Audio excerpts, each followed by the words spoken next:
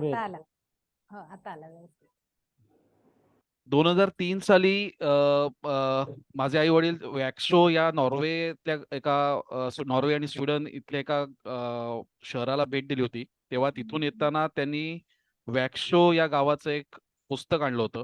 तेव्हाच प्रश्न पडला होता की आपल्या ठाण्याला एवढं मोठी ऐतिहासिक पार्श्वभूमी आहे आणि तलावांचं शहर म्हणून ओळखलं जातं, तर ठाण्याचं पुस्तक का निघालं नसावं. आणि ठाण्यात एवढे तलाव आहेत, गेले 47 वर्ष मी ठाण्यात राहतोय, पण मलाही किती तलावांची माहिती आहे असा प्रश्न नेहमी पडायचा. आणि आज या सगळ्या प्रश्नांची उत्तरं द्यायला आपल्या समवेत आहेत सौ नूतन बांदेकर ताई. या शिक्षण क्षेत्रात गेले 33 वर्ष कार्यरत आहेत शिक्षिका म्हणून. आणि त्यांनी 4 ललित लेख संग्रहही प्रकाशित केलेले आहेत. गेले 8 वर्ष ठाणे वैभवमध्ये त्या एक सदर चालवत आहेत आणि मन तरंग या नावाने. ते खूपच प्रसिद्ध आहे आणि लोकप्रिय आहे.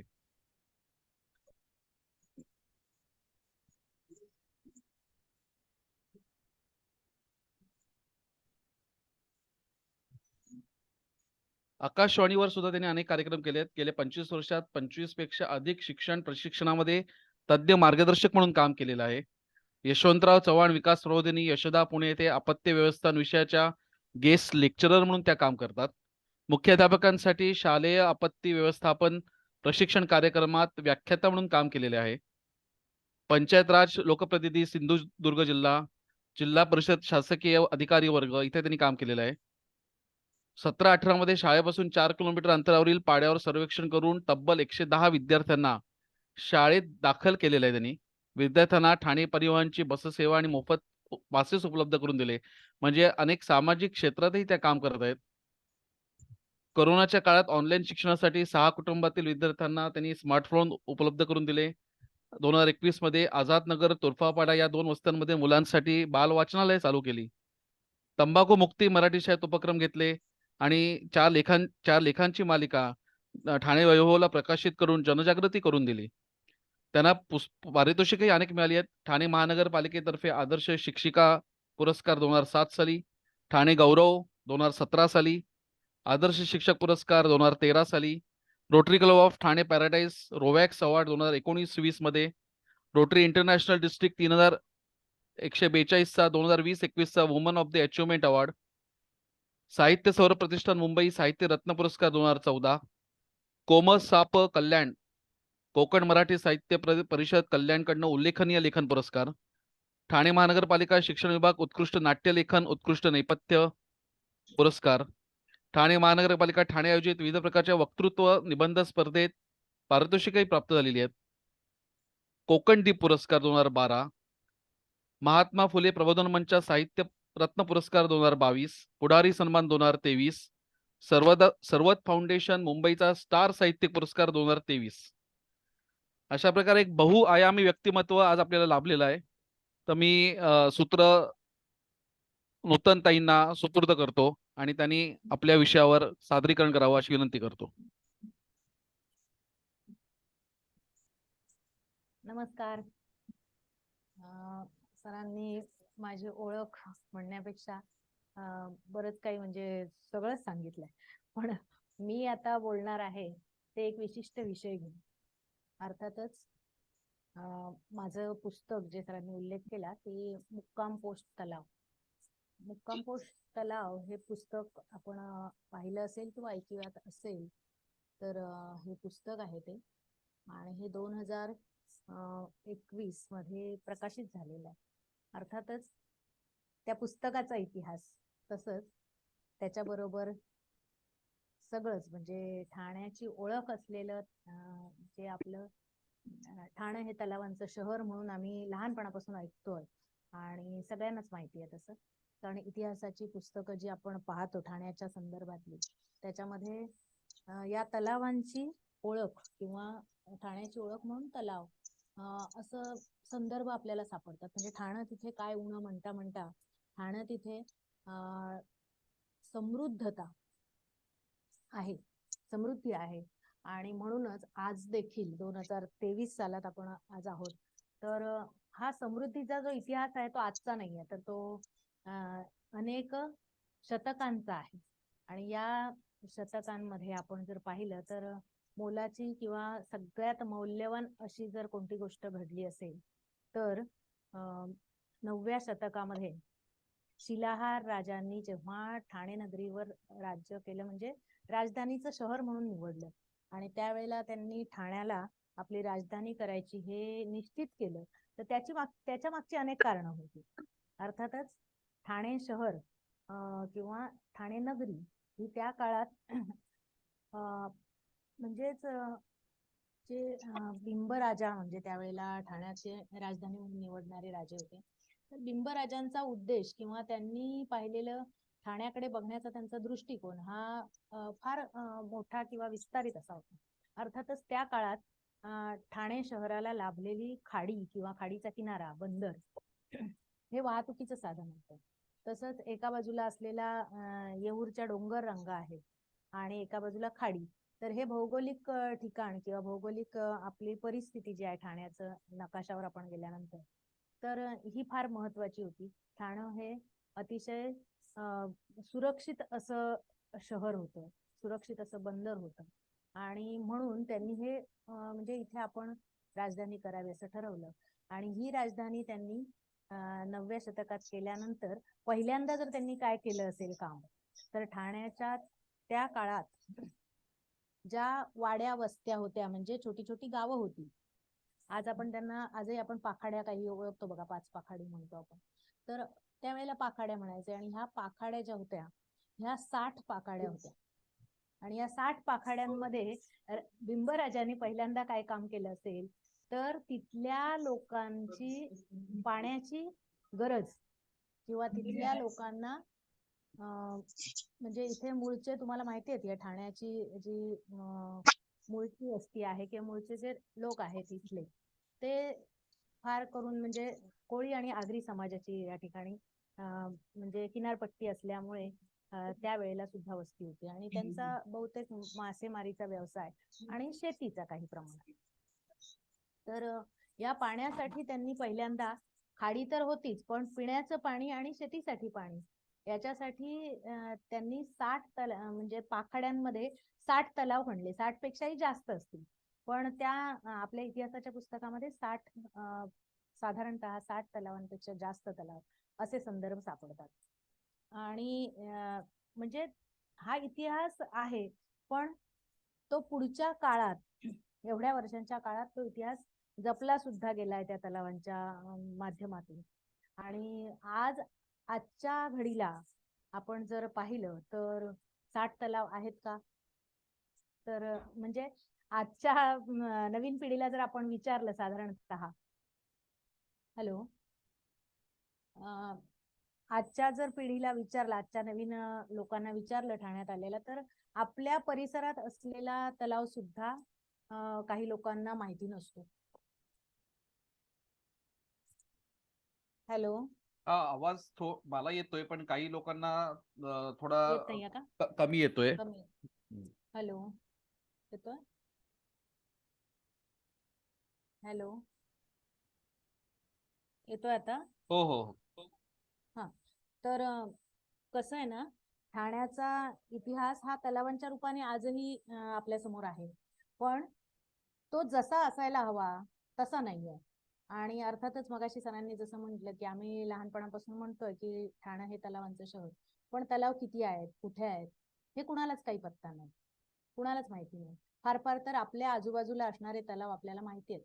म्हणजे ठाणा आता स्टेशन हे मुख्य जर धरलं तर स्टेशन ही अलीकडच्या काळातलं आहे. हा, पण हे तलाव त्याच्याही फार पूर्वीचे आहेत. पण ते स्टेशनमुळे आपल्याला तो मध्यवर्ती भाग वाटतो आणि त्या मध्यवर्ती भागात आपण म्हणजे सर्रास करून लोकांची जा ये असते. आणि त्या ठिकाणचा असलेला मासुंदा तलाव अगदी ठाण्याचं भूषण म्हणून आपण ओळखतो. हा मासुंदा तलाव सगळ्यांना माहिती आहे, ठाणेकरांना सगळ्या माहिती आहे. त्यानंतर आपण ज्या ठिकाणी राहतो त्या प्रत्येक ठिकाणी तलाव आहे, निश्चितपणाने आहे, पण ते आपल्याला माहिती असतात की माझ्या परिसरात एक तलाव आहे बाबा, आणि त्याचं नाव माहिती असतं. किंवा म्हणजे तिकडे तलावाच्या आजूबाजूला जे काही असेल, आपण तलावाकडे गेलो तर आपली त्याची भेट होते. अर्थातच नाही गेलो तर कसं असतं ना की आपण तलावांची म्हणजे त्या ठिकाणी जर नाही पाहिलं तर आपल्याला काहीच माहिती नाही. अर्थातच मी पण तुमच्यासारखीच, मी सुद्धा तुमच्यासारखीच की मलाही म्हणजे ठाण्यात किती तलाव आहेत हा प्रश्न लहानपणापासून पडायचा. आणि कसं होतं की मी जेव्हा 33 वर्षापूर्वी म्हणजे 2090 सालात ठाण्यामध्ये शिक्षिका म्हणून कार्यरत झाले. म्हणजे तर माझी पहिली शाळा ठाण्यामध्ये खार्डीपाडा म्हणून एक शाळा आहे, जो म्हणजे पौसा मुंब्रा त्या भागात भारत गिअर कंपनीच्या समोर. आणि त्या शाळेत मी जात येत असताना मला एक तलाव नेहमी होता, म्हणजे रस्त्यात तलाव होता तो आणि अजूनही आहे. तर फडकेपाडा तलाव तलावाचं नाव. आता तिथे फडकेश्वर मंदिर झालंय. तलावाला थोडंसं चांगलं रूप देण्याचा प्रयत्न केला गेला, पण फार पूर्वीचा तो 30 वर्षांच्या मागचा जो तलाव होता तो मात्र अगदी सुंदर असा तलाव होता आणि संपन्न असा तलाव. आणि तो तलाव जाता येताना पाहताना मला नेहमी वाटायचं की मला नेहमी असं वाटायचं की असे तलाव आणखी कुठे कुठे असतील, कुठे कुठे आहेत. आपल्याला आपल्या म्हणजे आपल्या समोर दिसणाऱ्या गोष्टी माहिती असतात. आणि मग काय झालं की मी तेव्हापासून साधारणतः ठाण्यात, म्हणजे त्याच्यानंतर मी ठाण्यात बदली झाली होती, ठाण्यात पोपटच्या शाळेत. आणि पोपटला असताना सिद्धेश्वर तलाव माहिती पडला, कचराई तलाव माहिती पडला, म्हणजे असं हळूहळू. पण एवढी वर्ष गेली तरी मला सगळे तलाव काही माहिती. आणि आता 2021च्या जानेवारी महिन्यात पुन्हा वर्तमानपत्राच्या संपादक जे आहेत शशिकांत सावंत, तर त्यांनी मला लेखमाला लिहिण्यासाठी निमंत्रण दिलं. म्हणजे मला सांगितलं की एक लेखमाला तुम्ही जानेवारी पासून इथे आमच्या पेपरला सुरू करा. तर मी म्हटलं कोणत्या विषयावर लिहायचं. तर ते म्हणाले की तुम्ही एरवी इतर जे मी आता ठाणे वैभवमध्ये जसं 8 वर्षापासून लिहिते मनतरंग नावाचं सदर, तर मनतरंगामध्ये माझे विषय जे असतात ते सामाजिक आणि चालता बोलता म्हणजे ज्या काही गोष्टी मला दिसतात त्याच्यावरचे असतात. तर त्यामुळे काय झालं की पुढारीच्या सरांनी मला सांगितलं की तुम्ही एक असा विषय घ्या जो ठाणेकरांना फार महत्वाचा असेल, म्हणण्यापेक्षा ठाण्यामध्ये अजून लिहिला गेला नसेल, हाताळला गेला. आणि माझ्या पटकन लक्षात आलं की आपण ठाण्याच्या तलावांविषयी लिहू शकतो का. तर मी त्यांना म्हटलं तलावांविषयी. तर ते म्हणाले अगदी निश्चितपणाने, कारण ठाण्यात तलावांविषयी आजपर्यंत कोणी लेखन केलेलं नाही. म्हणजे तलावांची माहिती आहे काही ठिकाणी, पण तलावांविषयी पूर्णतः माहिती सगळ्या तलावांची एकत्रित नाहीये आणि तुम्ही ते लिहा. तर त्यांच्या त्या विनंतीला मान देऊन म्हणा किंवा माझ्या मनातली सुप्त शक्ती होती की मला असं वाटत होतं की आपल्याला येतोय आवाज आता. मी आता असं माईक पकडते. हो, आता येतोय. हा, हातात पकडते मी.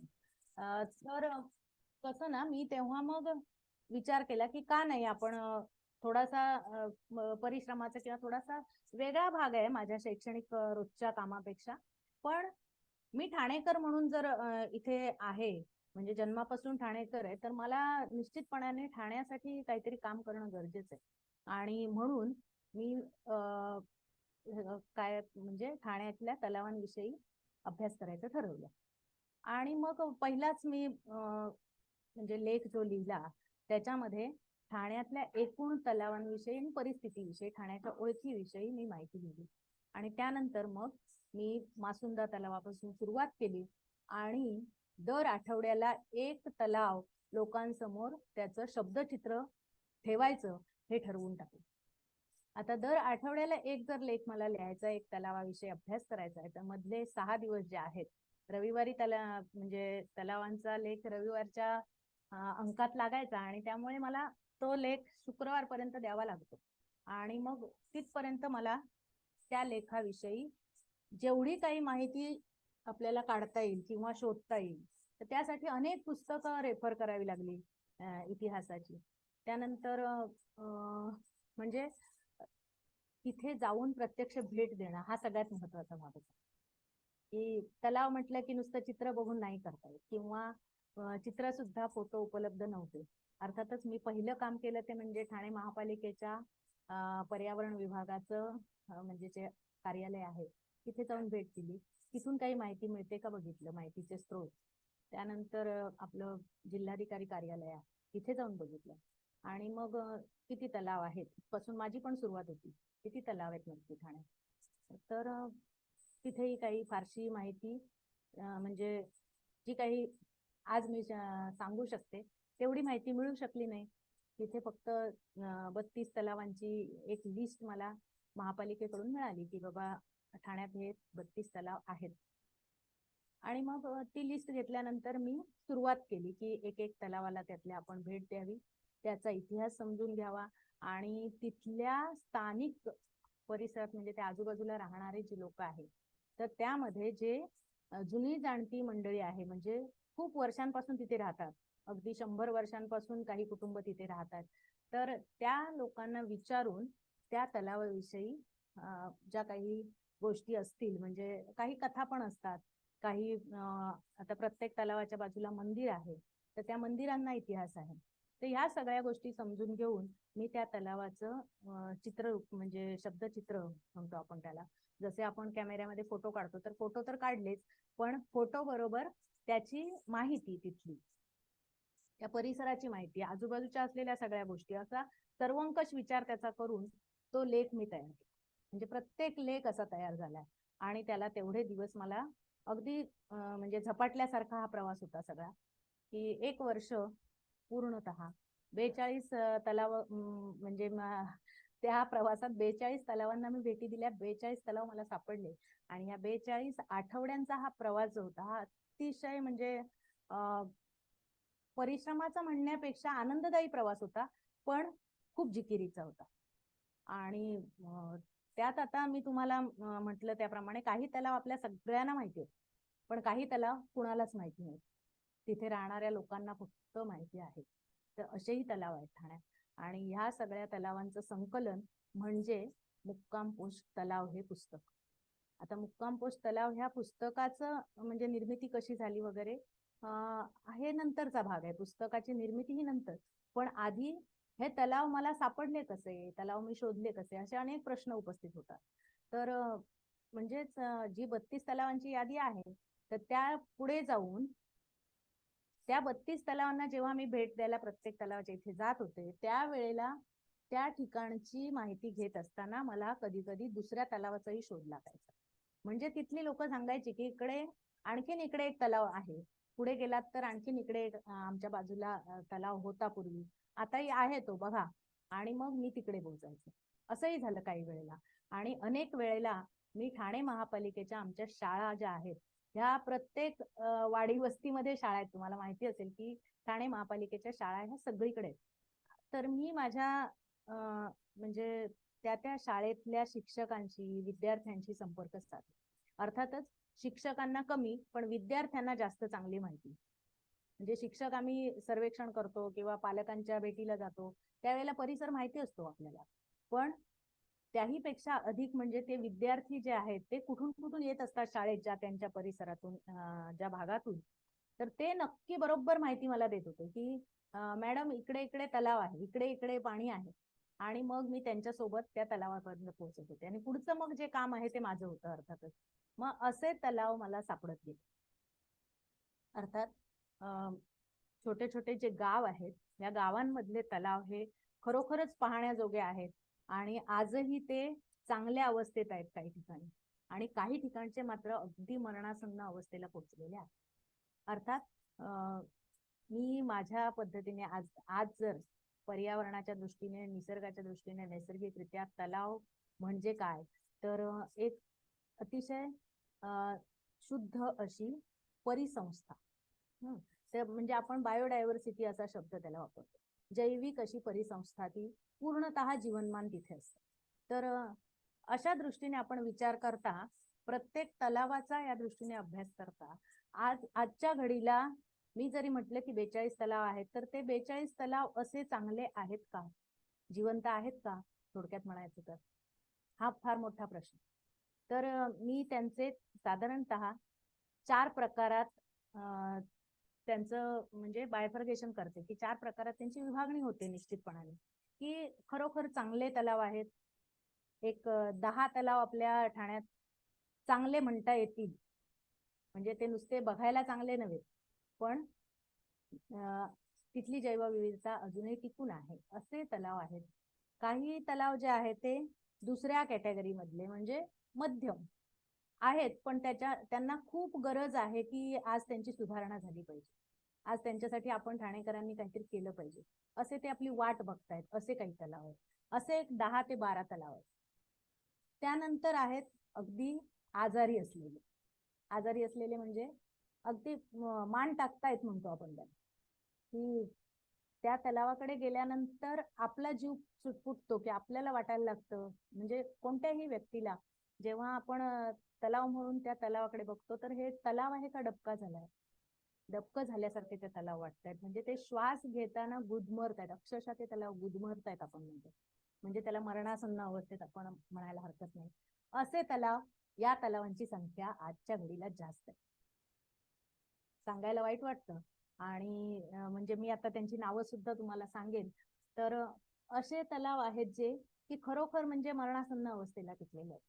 तर त्यांना त्यातून बाहेर काढण्यासाठी किंवा त्यांना जपण्यासाठी, त्यांना आजही पुनरुज्जीवित करण्यासाठी आपण काय करू शकतो, जे आहेत चांगले त्यांचं संवर्धन करण्यासाठी आपण काय करू शकतो, हा पुढचा प्रश्न. आणि काही तलाव आहेत जे फक्त म्हणजे ठाण्यातले आत्ताच्या घडीला 5 तलाव तरी मला असे सापडले की ते मृत अवस्थेत आहे. म्हणजे अक्षरशः तिथे गेल्यानंतर तलाव आहे तो, परंतु तुम्हाला ओळखता सुद्धा येणार नाही इथे तलाव आहे असं. आहेत ते तलाव अजूनही आहेत. त्यांची म्हणजे तिथे त्यांची जर आजही काळजी घेतली किंवा आजही त्यांना जर आपण काही करू शकलो तर त्यांना कदाचित वाचवू सुद्धा शकतो. पण आज त्यांची परिस्थिती फारच वाईट आहे. अगदी अक्षरशः एक सिपी तलाव म्हणून आहे, तुम्ही ऐकून माहिती असाल, सिपी तलाव नावाचा एरिया आहे ठाण्यामध्ये वागळे इस्टेटला. तर वागळे इस्टेट ही सगळ्यात मोठी औद्योगिक वसाहत आहे आपल्या ठाण्यातली, म्हणजे सगळ्यात मोठी आणि आशिया खंडातली मोठी आहे ती.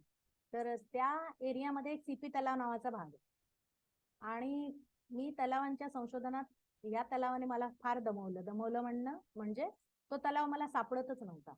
पण माझी संकल्पना अशी होती की सीपी तलाव हे जर नाव असेल तर तलाव तिथे निश्चितपणाने असलाच पाहिजे, असणारच आहे. त्या तलावावरूनच त्या एरियाचं नाव पडलं असेल ना, हा मी विचार करत होते. आणि मी जाऊन प्रत्येकाला विचारत होते की सीपी तलाव हा कुठे आहे, इथे कुठे आहे तलाव. तर तिथली लोक मला सांगायची, मॅडम यहाँ का एरिया का नाम रहता है सीपी तालाब, यहाँ तालाब नहीं रहता है, तालाब नहीं रहता, यहाँ पे खाली नाम रहता है एरिया का. बरं म्हटलं ठीक आहे. माझ्या 3, 4, 5 फेऱ्या झाला तरी मला काही थांगपत्ता लागे ना की हा तलाव नक्की कुठे असेल, त्याचं लोकेशन. आणि शेवटी एकदा एक आजी मला भेटल्या, ज्या अगदी म्हणजे 80च्या आसपासच्या असतील वयाने.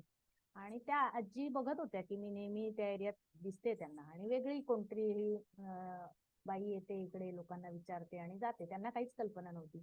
एकदा त्या पुढे उभ्या राहिल्या आणि मला म्हणाल्या, ताई कोणाकडे जायचंय तुला. मी म्हटलं कुणाकडे जायचं नाहीये, मला इकडे ना तलाव कुठे होता तो बघायचा.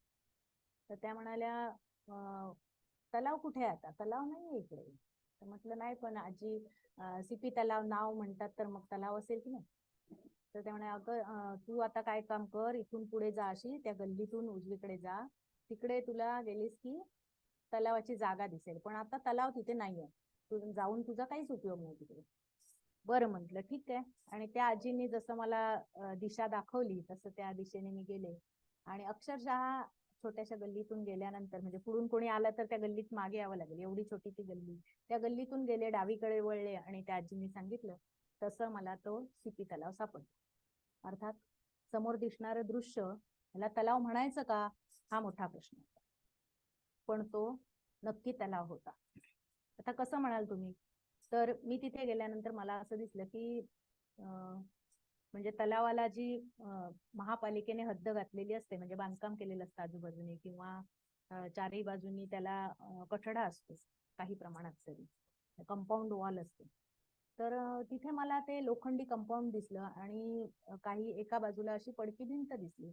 आणि आजूबाजूला सगळ्या म्हणजे घरांची वस्ती जी आहे ती अगदी म्हणजे त्या भिंतींना लागूनच सगळीकडे वस्ती आहे तशीच होती. तर मी तिथे बसलेल्या आजी आजोबा बरेच बसले होते लोक असे, आणि मुलं खेळत होती मैदानात. त्या मैदानाच्या बाजूला तिथे गेल्यानंतर मी विचारलं त्या आजी आजोबांना की इथे तलाव होता का, तर ते म्हणाले माहिती नाही तलाव होता का. मग मला एक जण आजोबा असे म्हणाले की इथे तलाव पूर्वी होता असेल, आम्हालाही कल्पना नाही, आम्ही आता राहायला आलो इकडे. पण म्हणाले ते की इथे मी म्हंटल आजूबाजूला एवढी घर आहेत, मग इकडे घरं का नाही झाली, तर इथे तलाव असणार ना. म्हणजे मला ते संकल्पना कळली की इथे तलाव आहे. मग त्या आजोबा म्हणाले की इथे ना आम्ही प्रयत्न केला घर बांधण्याचा, लोकांनी की खणायला घेतलं आणि इकडे पण आम्ही घर बांधणार, पण 1-2 फूट खाली खणलं की खालून पाणी येतं आणि त्यामुळे इथे घरं बांधू शकलेले नाही. नाहीतर आतापर्यंत इकडे म्हणजे आजूबाजूला जशी आहे तिकडे वस्ती झाली असती. म्हणून मी म्हटलं की हा तलाव सुद्धा आहे. आणि त्या तलावाविषयीचा मी लेख पुन्हा मग त्याची माहिती सगळी काढली आणि तो लेख माझा तयार झाला. अर्थातच सीपी तलाव हा ठाण्यात तलाव होता आणि आजही आहे. फक्त आज तो त्याचं मैदानाचं रूप त्याचं म्हणजे त्या तलावाच्या जागी गेल्यानंतर मैदानाचं रूप त्याला प्राप्त झालं. अक्षरशः डोळ्यात पाणी आणणाऱ्या कथा आहेत इथे. म्हणजे तिथे उभं राहिल्यानंतर बघितल्यानंतर डोळ्यात पाणी यायचं, असे अनुभव आले. म्हणजे तलाव हा जर जिवंत आपण म्हणतो तर जिवंतपणाची त्याची लक्षणं असतात आणि आपल्यासारखाच त्याचाही जीव आहे असा जर आपण विचार केला तर मग हे सगळे प्रश्न आणि ह्या सगळ्या गोष्टी पाहिल्यानंतर फार फार वाईट असतं. असाच आणखीन एक तलाव आहे ठाण्यात, ओवळा भागात. ओवळा म्हणजे आपण घोडबंदर रोडला जातो त्या बाजूला. तर त्याचं नार तलाव एक आहे आणि एक ओवळा तलाव आहे. हायवेच्या उजव्या बाजूला आहे ओवळा तलाव, डाव्या बाजूला आहे नार तलाव. अगदी जवळ आहे रस्त्यापासून, म्हणजे आपल्या हायवेच्या रस्त्यापासून अगदी एक किती 50 पावलांवर म्हटलं तरी चालेल, 50 पावलं फक्त. तर पण तो दिसत नाही, कारण रस्त्याच्या बाजूने पूर्ण दुकानांची आणि ह्याची घरांची लाईन आहे, त्यामुळे दिसत नाही. पटकन छोट्याशा गल्लीतून एका आतमध्ये गेलो की दिसतो. तो तलाव सुद्धा मला शोधायला खूप म्हणजे कुणाला माहितीच नाही इकडे तलाव आहे. आणि असाच तो तलाव सापडला. पण त्या तलावात तुम्ही आजही जर गेलात तर त्या तलावामध्ये जलपर्णी इतकी भरून राहिलेली आहे, भरली आहे, की जलपर्णी म्हणजे जे पाण वनस्पती ज्या येतात की आपण चालत सहज त्याच्यावरून जाऊ शकतो असं आपल्याला वाटेल. म्हणजे इकडे त्याच्या खाली पाणी आहे किंवा तो तलाव आहे हे अगदी कल्पना सुद्धा येऊ शकत नाही, असा तलाव आहे तो. आणि त्याचं म्हणजे इतिहासातलं महत्व खूप आहे की नार तलाव त्याचं नाव आहे.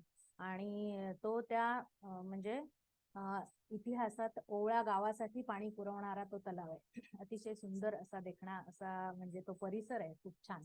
आता नाही देखणा राहिलेला, पण त्या काळात होता असं म्हणतात. तसंच ओवळा गावातला तलाव, ओवळा गावात सुद्धा अगदी म्हणजे आता खूप तिकडे इमारती झाल्या आहेत, टोलेजंग अगदी मोठ्या इमारती झाल्यात सगळ्या.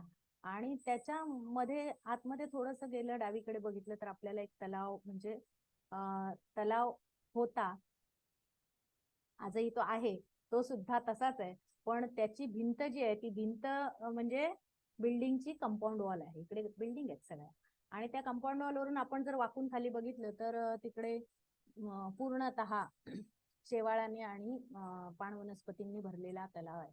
पण इथे त्याच्यामध्ये आपल्या लक्षात येतं की आजूबाजूच्या इमारतीचे लोक असतील किंवा तिथले स्थानिक लोक असतील काय माहिती नाही, पण ते सगळे म्हणजे त्या तलावाची कचरा कुंडी केली. पण एक गोष्ट सांगू का की अतिशय सुंदर असे पक्षी जे तुम्हाला शोधूनही इकडे शहरात सापडणार नाहीत असे पक्षी या तलावांवर मला दिसले. आणि त्यामुळे म्हणजे लक्षात येतं आपल्याला की पक्ष्यांनाही हे तलाव माहिती आहेत, फक्त माणसांना माहिती नाही. खूप दुर्दैवाची, खूप वाईट वाटणारी ही गोष्ट आहे. अर्थातच आणखीन एक तलाव आहे, तो म्हणजे तुम्हाला माहिती असलेला असेल की दिवा तलाव. दिवा स्टेशनच्या बाजूला एक तलाव आहे. स्टेशनला लागून 1 मिनिटावर स्टेशनला उतरून आपण जर उजवीकडे म्हणजे साबा गाव वगैरे आहे, दिवा स्टेशनच्या बाजूच अगदी बाजूला आपण उतरलो आणि गेलो तर स्टेशनचं म्हणजे ट्रॅक सोडला की ट्रॅकच्या बाजूला लागून रस्ता आहे, रस्त्याच्या पलीकडे हा दिवा तलाव आहे. हा तलाव सुद्धा फार मोठा तलाव होता. अगदी म्हणजे दिवा स्टेशनचे जे नवीन आता प्लॅटफॉर्म झाले आहेत हे ट्रॅक आता जे टाकलेले आहेत फास्ट ट्रेनचे, तर ते ट्रॅक सुद्धा त्या तलावात झालेत असं म्हणायला हरकत नाही. बस त्याच्यानंतर एक बसचा मला वाटतं बसचे थांबे झालेत आणि तिथे मार्केट भरतं, बाजार. तर बाजारातले उरलेला जो कचरा आहे, भाजीपाला असेल, काय असेल, मासे म्हणजे मच्छी मार्केट आहे, हे सगळं त्या तलावात टाकलं जातं. आणि तलाव सफाई करणारे सुद्धा कंटाळून जातात आणि ते सफाईच करत नाही. तो तलाव सुद्धा अगदी आकसून आकसून म्हणजे आजूबाजूला बांधकाम होऊन तो छोटा छोटा छोटा होत गेला आणि आता अक्षरशः त्याला डबक्याचं रूप आलं. म्हणजे दिवा सुधारत गेलं आणि तलावांची स्थिती बिकट होत गेली असं म्हणायला हरकत नाही या ठिकाणी. त्यानंतर आणखीन एक तलाव सांगता येईल आपल्याला, तो म्हणजे जोगिला तलाव. ऐकून माहिती असेल तुम्हाला. जोगिला तलाव म्हणजे इथे उथळसरला आहे. उथळसर हा ठाण्यातला तसा अगदी मध्यवर्ती भाग आहे आणि ब्रह्माळा तलाव आहे तिकडे, आंबे घोसाळे तलाव आहे त्या एरियामध्ये. आणि त्याच एरियामध्ये महापालिकेचं आमचं उथळसर विभागाचं ऑफिस आहे, उथळसर प्रभाग समिती. त्या समितीच्या ऑफिसच्या अगदी कंपाऊंडला लागून हा तलाव आहे. त्याचं नाव जोगिला तलाव. आणि या तलावाची कथा अशी आहे की त्या तलावावर पूर्णतः, जसं मी आता याचं सांगितलं सिकी तलाव, तसं ह्या जोगिला तलावाच्या जागी सुद्धा पूर्णतः वस्ती होती, म्हणजे लोक राहत होते. मध्यंतरी आपल्या ठाणे महापालिकेचे आयुक्त संजय जयस्वाल साहेब होते मधल्या काळात. त्यांच्या लक्षात आणून दिलं गेलं की इथे तलाव होता म्हणून, आणि त्यांनी स्वतः तिथे जाऊन पाहणी केली आणि मग म्हणजे तिथे पाणी आहे का त्याचं मापन करण्यात आलं आणि ते पाणी आहेच, म्हणजे तलाव होताच तो. तर त्यांनी तो तलाव पुन्हा खणायला सुरुवात केली, म्हणजे खणून घेतला. अर्थातच तिथल्या सगळ्या लोकांना दुसरीकडे विस्थापित केलं गेलं आणि आज तो तलाव पुनरुज्जीवनाच्या वाटेवर आहे. म्हणजे आता त्या तलावाला खूप पाणी लागलंय, खूप पाणी आहे, पण आता त्याचं काम सुरू आहे, म्हणजे खणण्याचं, बांधण्याचं. हे तलाव तो पुन्हा एकदा तो जिवंत होतो. तर ही कथा त्या जशी तलावाची आहे तशीच बाकीचे आता हे जे मी 4 तलाव सांगितले, सिकी तलाव असेल, नार तलाव असेल, ओळा तलाव असेल, तर त्यांचेही दिवा तलाव असेल, ह्या तलावांना सुद्धा जोगिला सारखं कोणीतरी पुन्हा एकदा पुनरुज्जीवन द्यावं, त्याचं पुनरुज्जीवन करावं त्या तलावांचं, अशी खरं तर अपेक्षा आहे. अर्थातच तिथे राहणाऱ्या लोकांची पण आहे, तिथल्या लोकांची. आणि आपण ठाणेकर म्हणून तर आपल्याला ती अपेक्षा ठेवणं फार गरजेचं आहे, त्याच्यासाठी काही प्रयत्न करणं गरजेचं आहे. अर्थात अगदी चांगल्या कॅटेगरीतले तलाव जर सांगायचे म्हटले तर तुम्हाला माहितीये की मासुंदा तलाव आपला किती सुंदर, म्हणजे काय म्हणतात, अतिशय सौंदर्य, त्याचं असं ठाण्याची शान. ठाण्याची शान आणि ठाण्याचा मानबिंदू आहे तो अक्षरशः. कारण त्याला खूप मोठा इतिहास आहे त्या तलावाला सुद्धा. कारण हा तलाव कौपिनेश्वर मंदिर जे आहे आपलं मार्केट मधलं, तर कौपिनेश्वराच्या पायरीपर्यंत हा तलाव होता. आणि कौपिनेश्वराचं मंदिर म्हणजे ह्या सगळ्या तलावांचा इतिहास असा आहे की त्या बिंबराजांनी, ते शिवोपासक होते. बिंबराजा स्वतः शिवाची उपासना करणारे होते, महादेवाची. आणि त्यामुळे त्यांनी अनेक ठिकाणी तलाव आणि तलावाच्या बाजूला म्हणजे शंकराचं मंदिर, महादेवाचं मंदिर उभारलं. आणि सगळीकडे म्हणजे प्रतिष्ठापना, प्राणप्रतिष्ठा करून शिवलिंगांची प्राणप्रतिष्ठा त्यांनी केली. आणि अर्थातच आता याचं सुद्धा एक कारण आहे, म्हणजे तलाव आणि मंदिर आणि मंदिराच्या बाजूला तलाव. मग अनेकदा प्रश्न पडतो, मंदिर आधी झालं का तलाव आधी झाला, तलाव आधी का मंदिर आधी, म्हणजे ह्या दोन्हीत आपण विचार करतो. पण बिंबराजाने एकाच वेळेस दोन्ही गोष्टी केलेल्या, तलाव खणले आणि मंदिर बांधलं, किंवा मंदिर बांधलं आणि तलाव खणले. तर त्याच्या मागे कारण असं आहे की तलावाचं पाणी हे समृद्धीसाठी आपल्या गरजेची गोष्ट म्हणून त्यांनी तलाव खणले असतील, पण त्याच वेळेला त्याचं पावित्र्य जपलं जाणं किंवा ते तलाव जपले जाणं चांगल्या प्रकारे, त्याच्यामध्ये म्हणजे कोणत्याही प्रकारचे अपवित्र किंवा वाईट कामं, तिथे कचरा टाकण्यापासून तर कुठलंच म्हणजे काही होऊ नये, याच्यासाठी ते मंदिर असल्यानंतर त्याला धार्मिक अधिष्ठान आलं. आणि धार्मिक अधिष्ठान आल्यानंतर एक आपल्याकडे जी प्रथा आहे पूर्वीपासूनची की मंदिरात जाताना आपले पाय धुवून, म्हणजे सगळं काही धुवून आपण स्वच्छ मनाने मंदिरात जावं, अशी त्या मागची संकल्पना आहे. तर या स्वच्छ होण्यासाठी त्या तलावाचं पाणी तेही एक झालं. दुसरी गोष्ट आणखीन मंदिराचा तलाव म्हणून त्या तलावाला इतर लोकांनी म्हणजे जे काही काय म्हणतो आपण त्याला वाईट प्रवृत्तीची लोक असतील तर त्यांनी सुद्धा तिकडे मंदिराचा तलाव म्हणून एक पापबिरू किंवा आपल्या धार्मिक अधिष्ठान असल्यामुळे लोकांनी त्याच्याकडे वाईट दृष्टीने किंवा वाईट कामासाठी त्याचा वापर करू नये. हे एक झालं. म्हणजे अशा प्रकारचे अनेक गोष्टी. त्यानंतर त्या तलावाचं पाणी शेतीसाठी वापरलं जात होतं, पिण्यासाठी वापरलं जात होतं. अर्थातच या सगळ्यासाठी हे तलाव मंदिरांच्या बाजूला असणं फार गरजेचं होतं. म्हणजे लोक त्याबरोबर आपोआपच धार्मिक मदत दिली मंदिरांमुळे. आणि पाण्याचं तर महत्व होतच. पाणी जपलं गेलं आणि त्यावेळेचं तो काळ जो आहे हा भरभराटीचा काळ. म्हणजे ठाण्याचं राजधानी झाल्यानंतरचा जो तो प्रवास आहे तर त्यावेळेला अतिशय समृद्ध असं ठाणं आपल्याला पाहायला मिळतं. आणि ही समृद्धी अनेक वर्ष अनेक शतक आहे.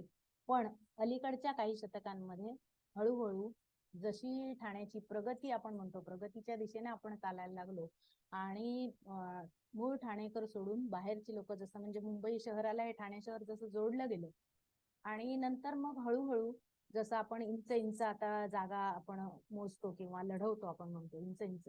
तर हा जसा काळ अलीकडे येत गेला तस तशा ह्या तलावांना लोक विसरत गेले.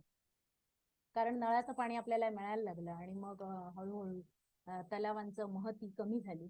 अर्थात आता शेती राहिली नाही, शेतीला पाणी लागत नाही आपल्याला किंवा पिण्यासाठी पाणी नळाला येतं म्हणून आम्हाला पाण्याची गरज नाही असं कधी कधी लोकांच्या मनात म्हणजे विचार असतो. आणि त्यामुळे तलाव हा केवळ म्हणजे तो काय म्हणतो आपण तलाव बुजवून त्याच्यावर इमारत बांधायलाही काही हरकत नाही अशा मनोवृत्तीपर्यंत आपला समाज किंवा आपण येऊन पोहोचलो.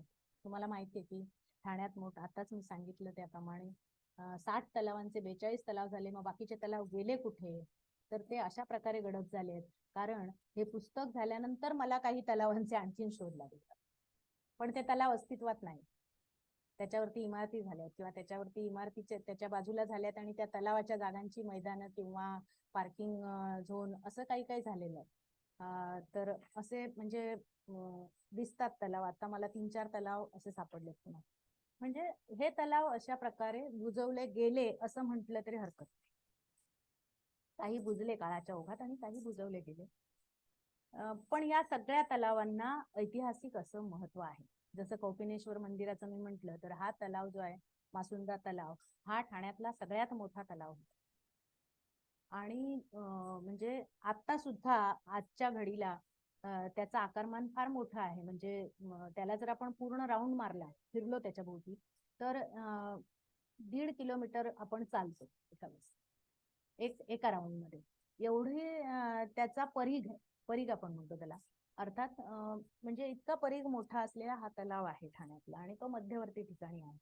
पण हा जो रस्ता आताचा झालेला आहे जे गांधी उद्यान आहे हे सगळं तलावाला आटवत पुढे नेत नेत झालेलं आहे. अक्षरशः तलाव पुढे पुढे म्हणजे तलावाच्या चारी बाजूंनी आता जे रस्ते दिसतात आपल्याला झालेले हे सगळे तलावात झालेले रस्ते. गांधी उद्यान एवढं मोठं ते बाग आहे ती तलावात झालेली आहे. पुढचा रस्ता आता त्याच्यावर ब्रिज सुद्धा झालाय. म्हणजे बघा तलाव हा आता जो आहे हा फक्त मला वाटतं 1/3 तलाव शिल्लक राहिलाय तो ठाण्याचा असं म्हणतात. इतका म्हणजे मोठा तो तलाव होता. आणि आजही कौपिनेश्वराचा तलाव म्हणून त्याला तेव्हाही ओळखलं जायचं आणि आजही त्याचं महत्व तसंच आहे. पण आज त्याची तलावपाळी झाली म्हणजे लोकांनी त्याला जेव्हा आपण काय म्हणतो चारी बाजूंनी रस्ते झाले आणि त्याला एक चौपाटीचं रूप आलंय आजच्या काळात. तर ठाणे महापालिकेने म्हणा किंवा शासनाने त्याचं पुन्हा पुन्हा पुनरुज्जीवन म्हणजे म्हणण्यापेक्षा त्याचं संवर्धन करणं सौंदर्यीकरण करणं. तर सौंदर्यीकरण आणि संवर्धन ह्या दोन वेगवेगळ्या गोष्टी. संवर्धन तलावाला गरज आहे संवर्धनाची, सौंदर्यीकरणाची गरज नाही. तलाव सुंदर दिसावा ही अपेक्षा नाही, तो सुंदर असावा ही अपेक्षा आहे. तलाव सुंदर असला पाहिजे, त्याचं पाणी सुंदर असलं पाहिजे, त्याच्या आतमध्ये असलेले जलचर सुंदर असले पाहिजे म्हणजे वेगवेगळ्या प्रजातींचे जे स्थानिक प्रजाती आहेत ते असले पाहिजेत. आजूबाजूला झाडं असली पाहिजेत, वनस्पती. आणि ज्या वनस्पती पाणी धरून ठेवतात अशा वनस्पती म्हणजे अशी झाडं तिथे असली पाहिजेत. त्याच्यामध्ये उंबर असेल, वड असेल, पिंपळ असेल, जांभळाची झाडं असतील, करंजाची झाडं असतील, ही असली पाहिजेत. आणि त्याच्यावर राहणारे पशुपक्षी, त्याच्यामध्ये असलेले कीटक, साधा कोळी सुद्धा असेल, मुंग्या सुद्धा असतील, वेगवेगळे कीटक असतील त्या भागात राहणारे, तर त्यांना सगळ्यांना सुखनैव जगता यावं आणि त्यांचं सगळ्यांचं एकमेकांवर अवलंबून असलेलं जीवन, ही जीवन साखळी पूर्ण व्हावी, ही अपेक्षा आहे तलावांकडून. पण ती अपेक्षा आज पूर्ण होताना दिसत नाही, कारण ठाणे शहरातल्या तलावांचं सौंदर्यीकरण होत आहे, संवर्धन होताना दिसत नाही. ही फार दुर्दैवाची गोष्ट आहे. अर्थात तुम्हाला माहिती आहे, मासुंदा तलावाचंच उदाहरण घेतलं तर त्याला आता बाजूने बांधलेला कठडा, रस्ता तर झालाच पण कठडा बांधलाय, त्याच्यावर आता काचा सुद्धा झाल्यात, बाजूने रेलिंग झालंय. आता ह्या 2-3 वर्षातली ही प्रगती आहे. त्याच्या आधी सुद्धा म्हणजे कठडा बांधला होता. या बाजूने उद्यान झालंय, अहिल्याबाई होळकर उद्यान. म्हणजे हे सगळं जे आहे तर हे सगळं दिसतंय सुंदर, आमच्या सोयीसाठी म्हणजे नागरिकांच्या सोयीसाठी ते केलं गेलंय. लोकांची डिमांड आहे म्हणून आणि लोकांना आवडावं तिथे यायला म्हणून केलं गेलंय.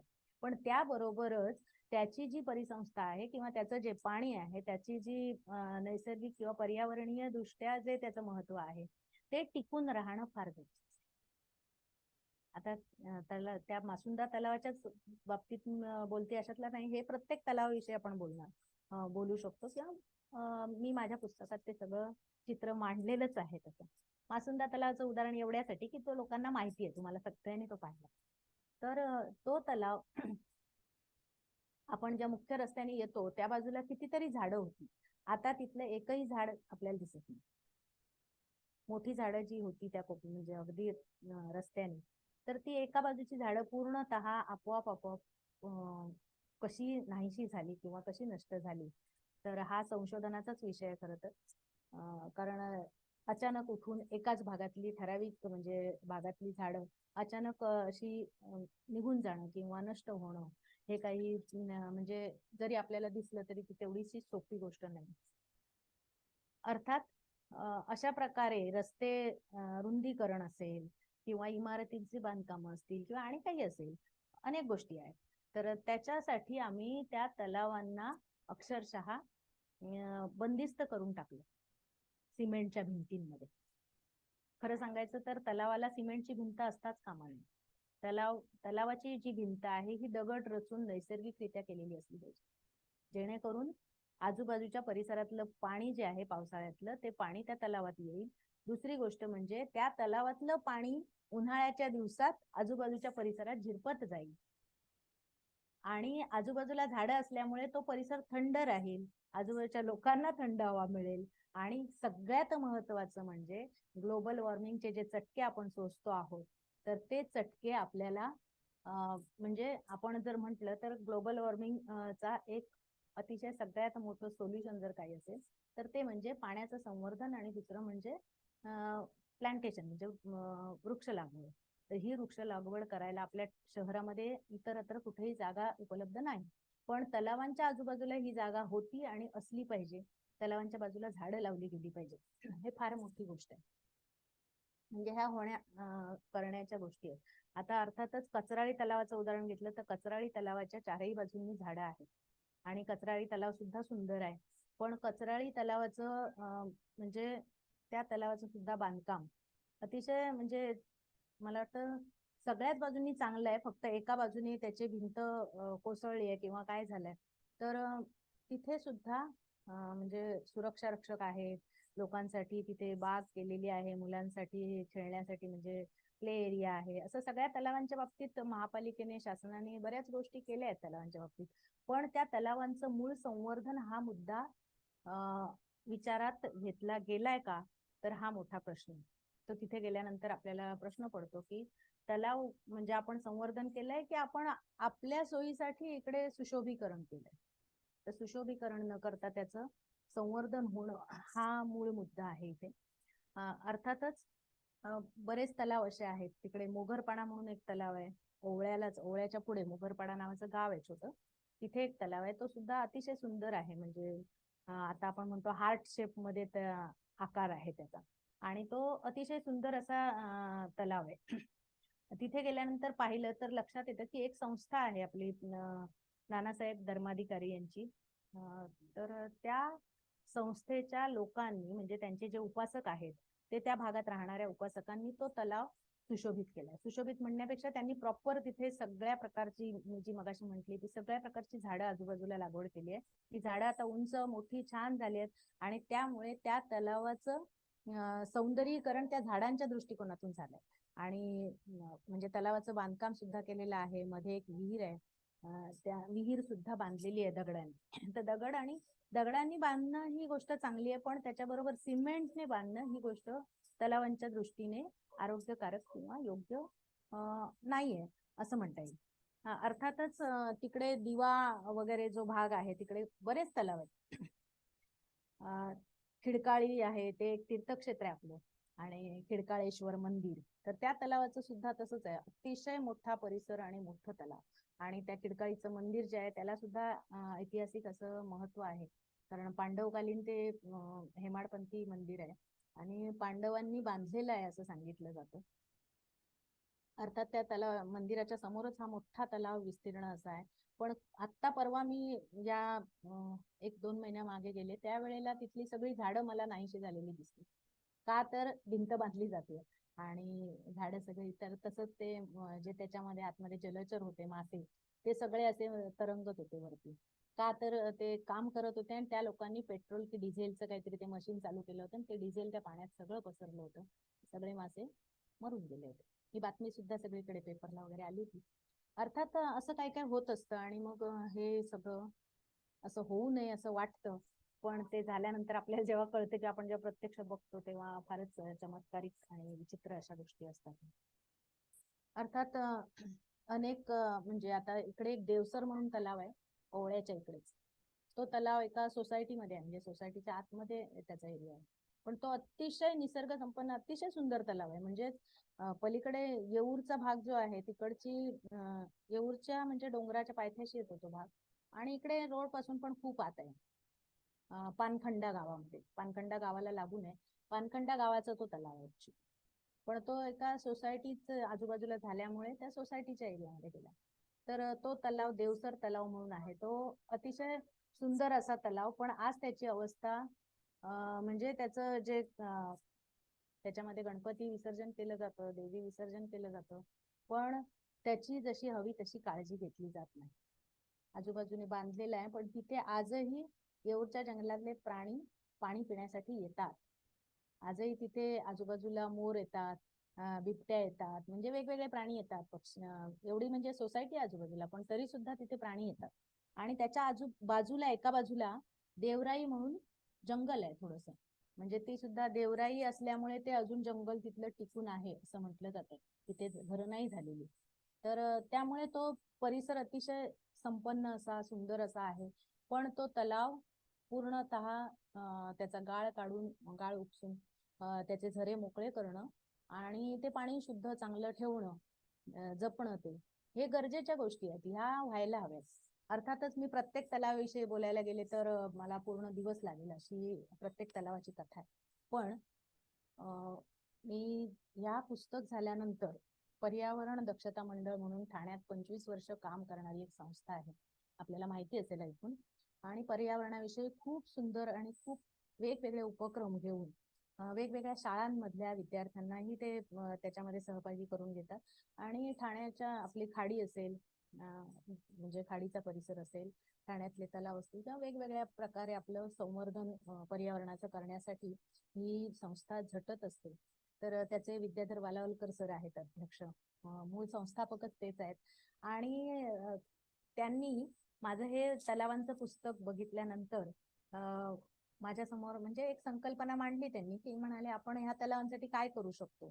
तर त्यातून एक नवीन विचार आला, की आपण या तलावांसाठी जर तलाव हे वाचवायचे असतील तर निश्चितपणाने आपण काहीतरी केलं पाहिजे काम.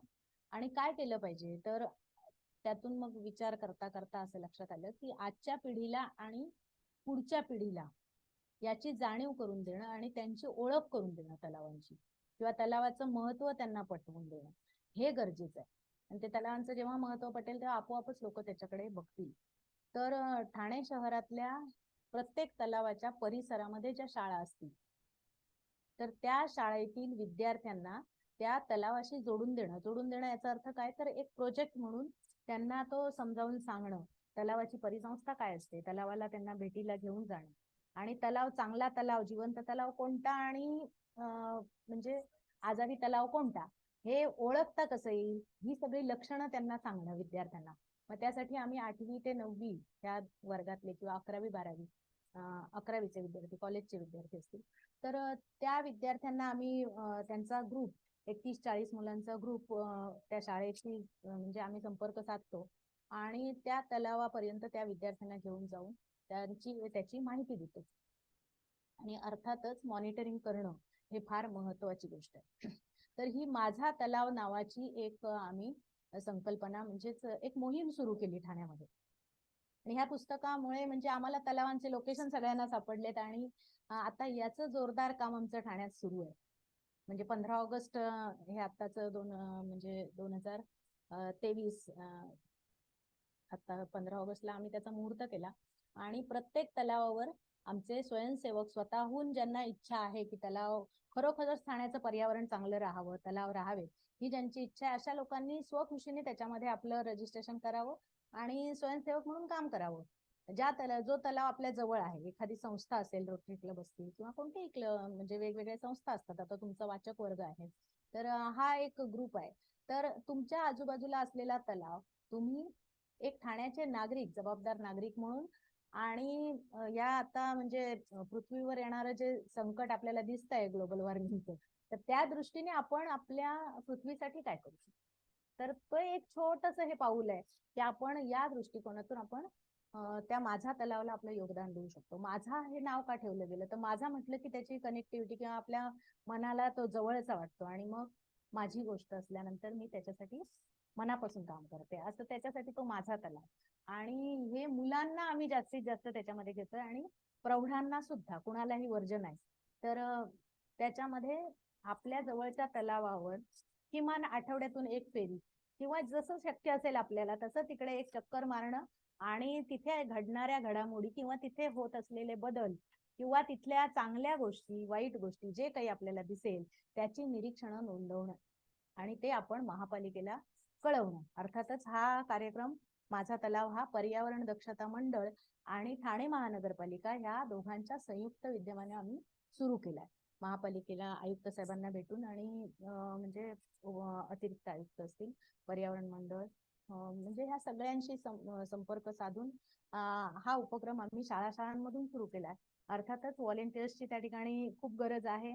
अनेक जण आता जॉईन होत आहेत आणि व्हॉलेंटियर म्हणून काम करायचं नसेल तरी सुद्धा आपल्या आजूबाजूचा तलाव माझा तलाव नक्की म्हणता आपल्याला येईल, याच्यासाठी आपण या मोहिमेत जास्तीत जास्त लोकांनी सहभागी झालं पाहिजे, ही प्रामाणिक एक अपेक्षा आहे.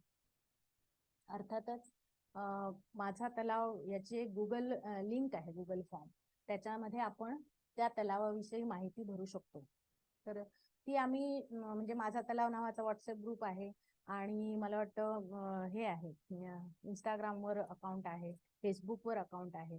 तर कोणत्याही माध्यमातून आपण त्याच्याशी जोडले जाऊ शकतो आणि तलावांचं ठाणं म्हणून आपल्याला त्याची ओळख कायम ठेवण्यासाठी आपण आपल्या परीने खारीचा वाटा उचलू शकतो. अर्थात मी माझ्या परीने खारीचा वाटा उचललाय आणि अजूनही मी त्या मार्गावरच आहे. तर मी तुमच्या सोबत सगळ्यांच्या आहेत आणि हे पुस्तक सुद्धा माझं आहे. तर त्या पुस्तक तुम्ही जर रेफर केलं किंवा वाचलं तर तुम्हाला निश्चितपणाने आपल्याला आपल्या तलावासाठी काय करता येईल, की आपल्याला जवळचा तलाव कोणता आहे, त्याचा इतिहास काय आहे, आजचा भूगोल काय आहे, आजची परिस्थिती काय आहे, हे नक्की त्याच्यात तुम्हाला सापडेल, सगळी अगदी खडानखडा बातमी. आणि त्यात याच पुस्तकात शेवटच्या पानावर नकाशा आहे, ज्या नकाशामध्ये आपल्याला सगळ्या तलावांविषयी जाणून घेता येईल. तलावाच्या शेवटच्या पानावर पुस्तकाच्या नकाशा दिलेला आहे. पुस्तकाच्या शेवटच्या पानावर मी नकाशा दिलेला आहे की लोकेशन लोकांना माहिती नाही तर त्यांना कळावेत, हा हेतू आहे त्याच्या मागचा. तर त्याप्रमाणे आपण या तलावांना भेट देऊ शकतो, बघू शकतो. अर्थातच आणखीन एक गोष्ट म्हणजे मी स्वतः तुमच्यासारख्याच मित्रमंडळींची मागणी म्हणजे जे ते सदर सतत वाचत होते आणि ज्यांनी म्हणजे पुस्तकाची पूर्वीची गोष्ट आहे, तर त्यांचा आग्रह होता की आम्हाला तुम्ही नेहमी दर रविवारी एक एक तलाव तुम्ही दाखवतात, पण आम्हाला तो प्रत्यक्ष पाहायचा, तर तुम्ही आम्हाला तिथपर्यंत घेऊन चला. मग त्यातून एक संकल्पना आली की तलावांची सफर. तर ही तलावांची सफर आम्ही 2 भागांमध्ये काढतो. म्हणजे ठाण्यातल्या अगदी ब्रह्माळा तलावापासून इकडे म्हणजे आपला ब्रह्माळा म्हणा किंवा आपला मासुंदा तलाव, आणि तिथून सुरुवात करून आपण घोडबंदर रोडकडचे अगदी 20 ते 22 तलाव एका दिवसात आपण बघतो. म्हणजे तलावांना भेट देतो. अगदी दिवसभराचा कार्यक्रम असतो. सकाळी 7-7:30 पासून संध्याकाळी 6 वाजेपर्यंत सगळे 20 तलाव बघून येतो आपण. म्हणजे पुस्तकात वाचल्याप्रमाणे किंवा वाचलं नसेल तरीही तलावांना भेट देणं ही आनंददायी गोष्ट आहे आणि याचा अनुभव आपल्याला तिथे गेल्यावरच घेता येतो. तर दुसऱ्या भागात आपण इथून जेल तलाव जो आहे तिथून सुरुवात करतो आणि अगदी खिडकाळीचा तलावापर्यंत तिकडे देसई गावातला एक तलाव आहे, अतिशय सुंदर निसर्गरम्य. तिथे गेल्यानंतर आपल्याला वाटतही नाही की आपण ठाणे शहरात आहोत. म्हणजे अगदी कुठेतरी आपण म्हणजे दूर पर्यटन स्थळी आलोय, इतका सुंदर असा भास होणारा हा तलाव आहे. आणि तो अतिशय म्हणजे सुंदर अशासाठी आहे की तो अनटच्ड म्हणतात तसं, म्हणजे त्याला अजून शहराचं वारं नाही लागलेलं, गावात येतो आणि अतिशय टोकाला आहे. तर तो तलाव सुद्धा म्हणजे हे तलाव शोधताना मला मी कसे शोधले असतील हे आज मला विचारलं जर कोणी प्रश्न तर मलाही आश्चर्य वाटतं की मी त्या तलावांपर्यंत पोहोचताना काय काय म्हणजे कसे तिथपर्यंत पोहोचले आणि कुठल्या कुठल्या लोकांना म्हणजे मी अगदी माझी पहिली शाळा खार्डीपाडा तिथले माझे विद्यार्थी आहेत, माझे काही हितचिंतक म्हणजे चांगले लोक आहेत, तिथले पालक आहेत, अजूनही फौजदार काका म्हणून आहेत आमचे. तर त्यांना विचारून त्यांनी मला एक माझी विद्यार्थी जो आज रिक्षा चालक आहे, रिक्षा चालवतो तो मुलगा, तर त्याची ओळख करून दिली आणि त्याला सांगितलं की मॅडम ना सगळे तलाव तू दाखवायचे. आणि त्याच्या रिक्षात बसून मी सगळे तलाव त्या भागातले 2 ते 3 फेऱ्या मारून सगळे तलाव बघितले आणि त्या तलावांची माहिती घेतली. म्हणजे अशा प्रकारे अगदी म्हणजे आतमध्ये आहेत ते गावांमध्ये तलाव. तुम्ही शोधायला गेलात तरी रस्त्यावरून सापडणार नाहीत. या पुस्तकातल्या लोकेशनवरून जाऊ शकाल किंवा आमची तलावांची सफर जॉईन केली तर जाऊ शकाल. अर्थातच हे तलाव प्रेक्षणीय आहेत. तिथली जैवविविधता चांगली आहे. म्हणजे मागच्याच एका सफरीमध्ये आम्हाला पर्यावरण दक्षता मंडळाचे एक गृहस्थ होते आणि त्यांनी आम्हाला म्हणजे ते होते आमच्या सहलीला, तर त्यांनी पाहिलं त्यावेळेला त्यांनी इतक्या आम्हाला वनस्पती तिथे दाखवल्या, औषधी वनस्पती म्हणजे आपल्या काय म्हणतो आपण म्हणजे आपलं आयुर्वेदिक औषधं किंवा आपले झाडपाल्याची जी औषधं असतात ग्रामीण भागात अजूनही ती चांगल्या प्रकारे वापरली जातात. तर आपण हल्ली ॲलोपॅथीमुळे त्याच्याकडे दुर्लक्ष करतो, पण आजीबाईचा बटवा जो म्हटला जातो तर त्यातले अनेकविध औषधी वनस्पतींचं अस्तित्व अजूनही ठाण्यात आहे या तलावांच्या आजूबाजूला, आणि त्यासाठी हे तलाव फार महत्वाचे. तर त्यांनी आम्हाला सांगितलं की ही खूप दुर्मिळ अशा वनस्पती इथे आहेत मॅडम, आणि ते बघितल्यानंतर आपली संपन्नता समृद्धी ही केवळ इमले आणि इमारती गगनचुंबी इमारतींमध्ये नसून आपली श्रीमंती याही दृष्टीने आहे ठाण्याची, आणि ती अजूनही आहे, फक्त ती संवर्धित होणं जपणं गरजेचं आहे. आणि त्यासाठी मी या पुस्तकाच्या माध्यमातून आणि वैयक्तिक सुद्धा एक ठाणेकर म्हणून तुम्हा सगळ्यांना आवाहन करेन की प्रत्येकाने किमान आपल्या आजूबाजूचा तलाव तरी निश्चितपणाने व्हिजिट करा, भेट द्या आणि पहा. काही गोष्टी मी या दृष्टीने म्हणजे आता बोलताना सांगितल्यात, त्याही पेक्षा अधिक गोष्टी आपल्याला पुस्तकातही सापडतील किंवा तुम्ही ऑनलाईन सुद्धा बघू शकता. आणि माझा तलाव याला जॉईन झालात तर आणखीनही छान वाटेल. आणि आपण सगळे मिळून मुक्काम पोस्ट तलाव, मुक्काम पोस्ट ठाणे हे समृद्ध जे होतं त्याचं पुन्हा एकदा आपण म्हणजे पुनरुज्जीवन करू त्या तलावांचं आणि त्याबरोबर ठाण्याच्या ओळखीचं, अशी अपेक्षा ठेवून या ठिकाणी मी थांबण्याचा विचार करतेय. आणि जर कोणाला काही त्याबद्दल बोलायचं असेल, विचारायचं असेल तर तुम्ही विचारू शकता. धन्यवाद नूतन मॅडम, खूपच छान. धन्यवाद. आणि सफर तलावांची हा उपक्रम खूपच आवडला आम्हाला. नक्कीच सहभागी व्हायला आवडेल. रसिक वाचक मंचातर्फे अनेक लोक त्यात सहभागी व्हायला आवडेल. त्याच्याबद्दल जरूर माहिती द्या. आणि तुम्ही जे म्हणालात, की 1-2 तलावांच्या बाबतीत एक नार तलाव आणि सीपी तलाव, की त्याची हो. आजची अवस्था बघून तुम्हाला म्हणजे असं डोळ्यात पाणी आलं, तर ते ऐकून सुद्धा आम्हाला ते तुमच्या संवेदनशीलतेचा प्रत्यय आला. तर खरंच छान आणि मी विनंती करतो कोणाला काही प्रश्न विचारायचे असतील, तर विचारू शकता. हो, नक्कीच.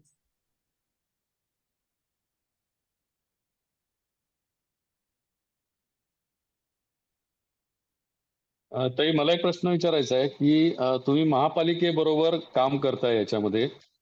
महापालिकेतर्फे किती उत्साह किंवा त्यांच्याकडून काही स्वतःहून याच्यामध्ये किती सहभाग घेतला जातो किंवा त्यांची इच्छा किती आहे हे करण्यासाठी? फार मोठा गंभीर प्रश्न विचारला तुम्ही मला. काय आहे ना, महापालिका म्हणजे आपलंच प्रतिनिधित्व करणारी आहे. अर्थातच जरी शासनाचा तो भाग असला तरी महापालिकेला म्हणजे एक विभाग आहे की आपण पर्यावरण दक्षता म्हणजे पर्यावरण हा विभाग आहे तिथे. त्याच्यानंतर गार्डनिंग म्हणून एक वेगळा विभाग आहे. वृक्ष संवर्धन, वृक्ष प्राधिकरण आहे. या सगळ्यांमध्ये म्हणजे आपण तुमचा मुद्दा प्रश्नाचा असा आहे की महापालिकेचं म्हणजे पॉझिटिव्हनेस किती आहे याच्यामध्ये, असं तुम्हाला म्हणायचं आहे. पण पॉझिटिव्हनेस आहे नक्की. अधिकाऱ्यांना जेव्हा आम्ही भेटतो तेव्हा ते निश्चितपणे या सगळ्याचं स्वागत करतात आणि म्हणजे अगदी आयुक्त साहेबांनी तर हे पुस्तक घेतल्यानंतर हातात अगदी झरझर झरझर त्यांनी ते पुस्तक चाळलं आणि मला नेमकं तो सीपी तलाव विचारला. म्हणजे मला आश्चर्य वाटलं अक्षरशः. त्याच्यानंतर जोगीला तलाव विचारला की मॅडम हे काय आहे, आणि ही कथा जसे मी तुमच्याशी आता बोलले तशा प्रकारे मी त्यांना सांगितलं की हे माझे अनुभव आहेत. असं मी हे म्हणजे असे तलाव आहेत ते प्रत्यक्ष सर आता. त्यावेळेला त्यांनी लगेच त्या त्या विभागांना फोन करून म्हणजे माझ्या समोरच लगेच त्यांना सांगितलं की आपल्याला तलावांचं म्हणजे जे ठराविक तलाव दरवर्षी किंवा दर 2 वर्षांनी आम्ही सौंदर्यीकरण करतोय. एक ठराविक 8-10 तलाव हे जर सोडले तर त्याच्या पलीकडे आपली गाडी जात नाहीये. तर तलाव 42 तलाव आहेत माझ्या हातात, हे मॅडमनी पुस्तक दिले आता, आणि या पुस्तकाला रेफर करा आणि तुम्ही बाकीच्या तलावांचं आता पुढच्या वेळेला काम करा, असं त्यांनी लगेचच सांगितलं. म्हणजे त्यावरून अधिकाऱ्यांचा पॉझिटिव्हनेस किंवा त्यांना गांभीर्य त्याचं आहे. परंतु म्हणजे ते आपल्यापर्यंत पोहोचण्यात अनेक अडथळे आहेत, हे निश्चितपणाने आपण इथे अधोरेखित करू शकतो. म्हणजे त्यांनी हो म्हटलं म्हणजे झालं असं होत नाही. तर त्याचा पाठपुरावा आपण नागरिक म्हणून आपण करायला हवा. सामान्य नागरिकांनी याच्याशी थोडं तरी जोडलं गेलं पाहिजे. आणि आपल्याला नक्कीच आम्ही आता प्रयोग करतोय माझा तलाव, तर त्याच्यामध्ये एक शेंडे सर म्हणून आहेत, मखमली तलावाच्या आसपास ते राहतात. तर मखमली तलावाला ते रोज व्हिजिट करतात आणि तिथले फोटो काढून त्या ग्रुपवर किंवा त्या पर्यावरणाचे अधिकारी आहेत त्यांना आम्ही ते फोटो पाठवत असतो. त्या गुगल लिंक वरून त्यांना पाठवत असतो. म्हणजे त्या तुम्ही बघितलं असेल मखमली तलाव, तर तिथे अक्षरशः रस्त्याच्या बाजूला येतो आणि तिथे एवढे कचऱ्याचे ढीग असायचे किंवा अजूनही असतात कधी कधी. तर रात्रीच्या वेळेला हॉटेलचा कचरा असेल किंवा आणि कसला असेल तो रात्रीच्या वेळेला लोक आणून टाकतात. अर्थात सफाई कामगार सकाळी उचलणार असतो, पण तरी सुद्धा म्हणजे ही वृत्ती सुद्धा हे की तलावाचा काठ हा कचरा टाकण्याची गोष्ट जागा आहे का, कचरा कुंडी आहे का ती. तिथे बाजूला बस स्टॉप आहे, बाजूला चांगल्या सोसायटी आहेत आजूबाजूला, पण कुणी कुणाला बोलत नाही. आणि त्याच्यावर ह्या माझ्या तलावच्या शेंडे सरांचं खरंच मला कौतुक वाटतं त्यांचं, की ते नेहमी दररोज जातात आणि दररोज त्यांनी ग्रुपवर पण फोटो टाकत असतात आणि तेच फोटो फॉरवर्ड महापालिकेला केले जातात. आणि आता 2 दिवसा म्हणजे आता बघितलं तर आता नवरात्रीच्या नंतर सुद्धा हाच प्रकार होता, पण त्याचा पाठपुरावा इतका जोमाने केला जातो की तो तलाव आता मखमली तलाव अतिशय सुंदर, म्हणजे पाणी त्याच्यातलं एकही कचरा किंवा काही त्याच्यात दिसत नाही, अगदी स्वच्छ पाणी आता दिसतंय त्याचं. आणि महापालिकेने त्याच्यावर ऍक्शन घेतली आहे. म्हणजे असं थोडंसं आपण पुढाकार किंवा आपण आपली जबाबदारी म्हणून ठाणेकरांनी हे केलं पाहिजे, प्रत्येकाने केलं पाहिजे, तेव्हा ते होऊ शकेल. हे बरोबर आहे. म्हणजे माझा प्रश्न यासाठी विचारला मी की तुमचं हम्म. पुस्तक नसतं किंवा तुम्ही जे लेख लिहिले नसते किंवा पर्यावरण हो. दक्षता मंडळाबरोबर तुम्ही हे केलं नसतं तर ते तलावांची परिस्थिती आज प्रचंड वाईट असती. ते स्वतःहून हो, पालिकेने त्यावेळी काय केलं नसतं असं मला म्हणायचं की नाहीच केलेलं म्हणजे आतापर्यंत कुणीतरी केलं. पाठपुरावा केल्यामुळे ते काम आता पुढे व्हायला लागले हो असे. हो हो, नक्की नक्की. आधी काहीच नाही ना. हे आता अजूनही ते ओळा भागातले तलाव आम्हाला तिकडचे कोणी स्वयंसेवक मिळत नाहीये.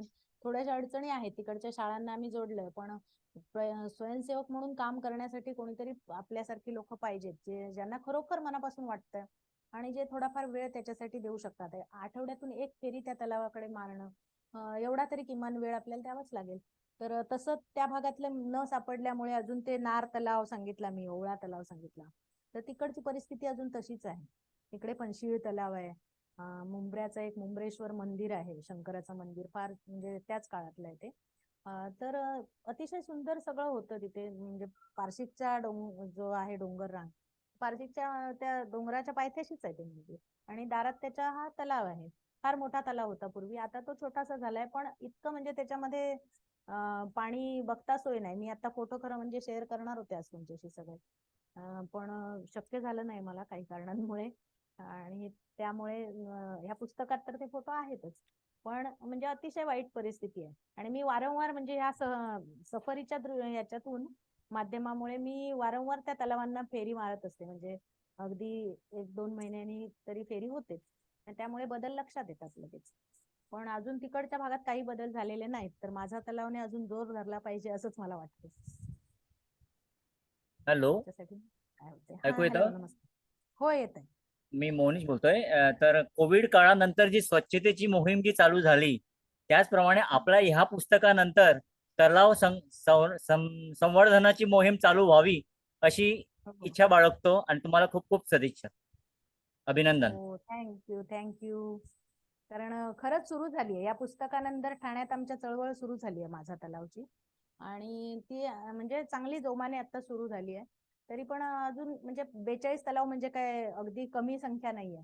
त्यामुळे हळूहळू म्हणजे ते वाढत जाईल, आणि सगळ्या तलावांपर्यंत जेव्हा आम्ही पोहोचू आणि सगळे तलाव जेव्हा चांगले होतील, तेव्हा 100% काम झालं असं म्हणता येईल.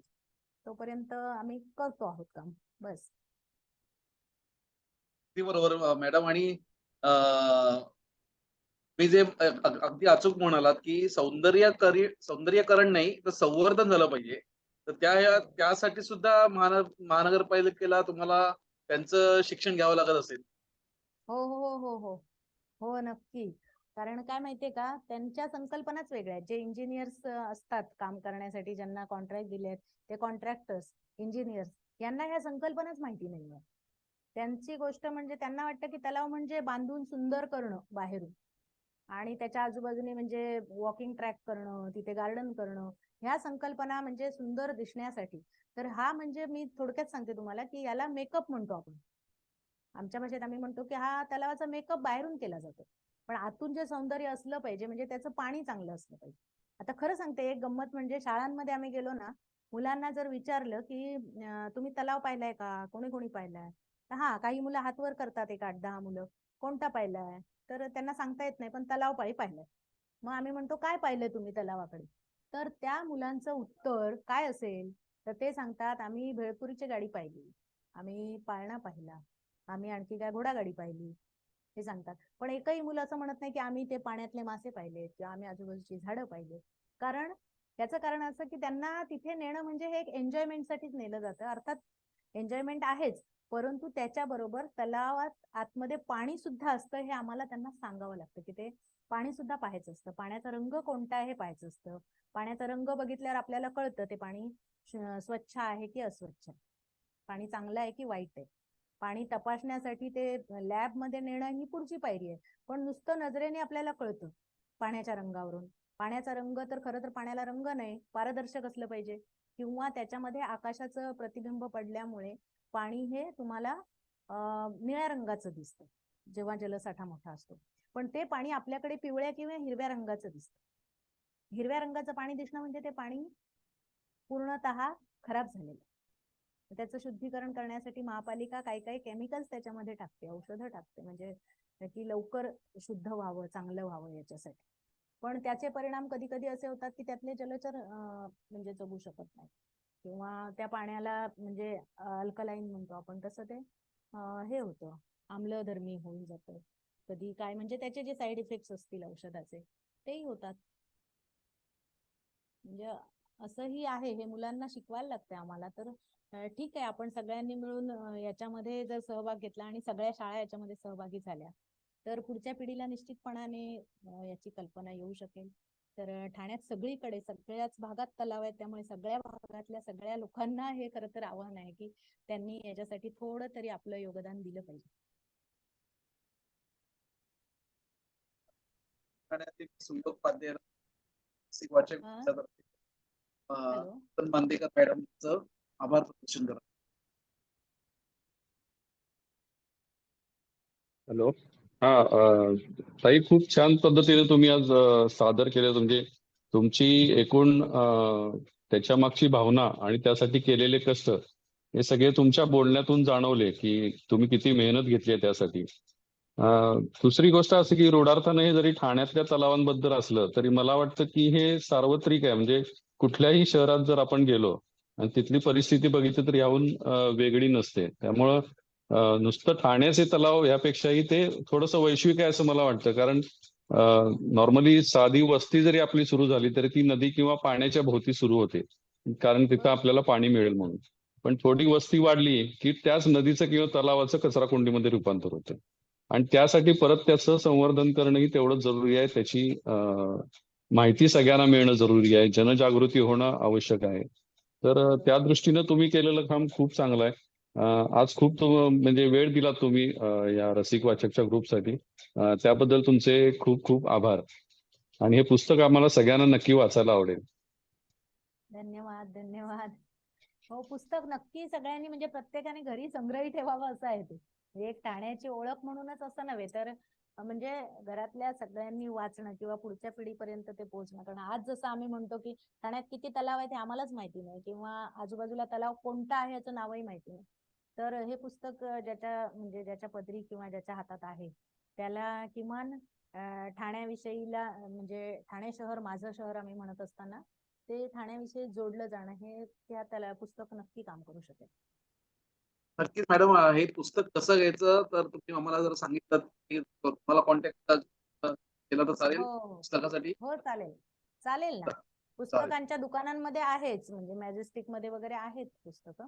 नाहीतर मग माझ्याकडे पण आहे स्टॉक काही. म्हणजे तुम्ही संपर्क केलात तर मग तसे मिळू शकतील, असं काही नाही. चालेल, हो नक्कीच. हो. आणि तलावांच्या सफरी बद्दल तुमचे जे उपक्रम आहे त्याबद्दलही सांगा. आम्ही नक्कीच कधी join. आणि नक्की. त्या निमित्ताने मी सांगू इच्छितो की माझा तलाव कॅम्पेन जोडला गेलो आहे आणि हो. खूपच छान उपक्रम आहे. तर मी सर्वांना आवाहन करीन की या कॅम्पेनला जॉईन व्हा आणि तलाव संवर्धनासाठी आपलाही हातभार उचला. हो, नक्की, खरंच आहे. सगळ्यांनी एक आपलं म्हणजे आपल्या कर्मभूमी जन्मभूमी जे काही असेल त्याबद्दल थोडंसं म्हणजे आपलं कर्तव्य म्हणून सुद्धा या गोष्टीकडे लक्ष द्यायला हरकत नाही, जेणेकरून आपण पुढच्या पिढीसाठी ठाण्यात काय ठेवणार आहोत, आपल्या पुढच्या पिढ्यांसाठी, मुलांसाठी आपल्या जे काही आपण म्हणजे आपलं घर ठेवतो, संपत्ती ठेवतो, त्याबरोबरच पर्यावरण ठेवणं ही सगळ्यात महत्वाची गोष्ट आहे. कारण वा वा. कोरोनाने शिकवलंय ऑक्सिजन किती महत्वाचा आहे. तर तो हो, हो. ऑक्सिजन हब, हे जे तलाव आहेत ना, हे ऑक्सिजन हब आहेत ऍक्च्युली. म्हणजे त्या ठिकाणी आपण परिसरात गेलो, झाडं असणाऱ्या त्या परिसरामध्ये, तर आपल्याला प्रसन्न वाटतं. याचं कारणच ते आहे. बगीचे असणं, हे असणं, म्हणजे छोट्या झाडांपेक्षा मोठी झाडं जी आहेत तर त्यांचं म्हणजे लाईफ सुद्धा खूप असतं. आणि त्या झाडांचे म्हणजे हवा शुद्धीकरणात एक म्हणजे आपल्याला सांगायला काही गरजच नाहीये.